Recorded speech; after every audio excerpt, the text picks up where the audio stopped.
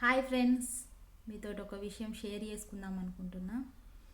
అయితే వాళ్ళు చాలా పూర్ ఫ్యామిలీ, నాకు ఫ్రెండే. అయితే వాళ్ళ అమ్మ నాన్న బాగానే ఉండేవాళ్ళు, అయినా వాళ్ళు పని చేయకపోయేవాళ్ళు. వాళ్ళ నాన్నమ్మ ఒక్కతే చేసి, వాళ్ళు ముగ్గురు ఆడపిల్లలను వాళ్ళ అమ్మ నాన్నని ఆ అమ్మాయి సాదేది పాపం.